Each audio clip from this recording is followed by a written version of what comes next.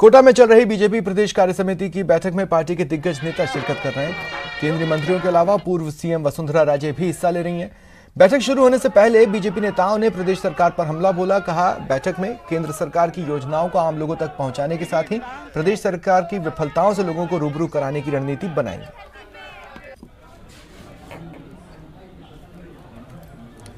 जनता party में स्थापित परंपरा है कि हम संगठन के स्तर पर बैठ करके बार बार चर्चा करते हैं और एक निश्चित अंतराल के समय राष्ट्रीय कार्यकारिणी, प्रदेशों के संगठन की कार्यकारिणियाँ, जिलों की कार्यकारिणियाँ और उनके नीचे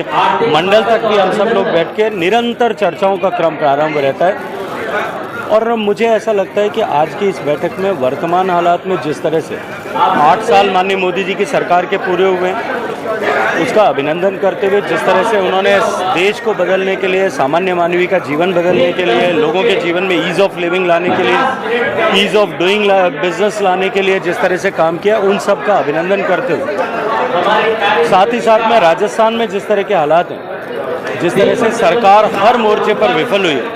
और फिर भी अपने विफलताओं को ढकने के लिए झूठे जश्न मना रही है, उस सरकार को जो है निंदा का प्रस्ताव भी निश्चित रूप से वहाँ पर चर्चा होने की संभावना है। देखिए, राजस्थान के अंदर जिस तरह से कांग्रेस पार्टी ने राजस्थान को पिछले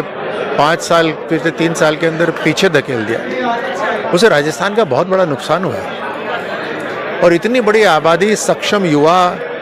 महिला, हर तरह से उनको किस तरह से आगे बढ़ाया जा सकता है, उसके ऊपर चिंता और विचार हमेशा पार्टी करती रहती है।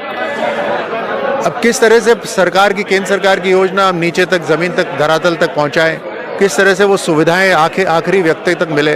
अंत्योदय का जो हमारा सिद्धांत है उसके ऊपर हम किस तरह से काम कर सकें, ये इतना बड़ा परिवार इसी की चिंता करता है हमेशा कि राजस्थान को मजबूत करना है हमें। अच्छा, ये दुनिया जानती है कि बीजेपी के पास एक वोट ही जीतने का था, एक कैंडिडेट ही जिताने की संख्या हमारे पास थी, क्योंकि 41 वोट चाहिए। हमारे पास सारे मिलाकर 71 वोट थे। दूसरा सीट जलाने के लिए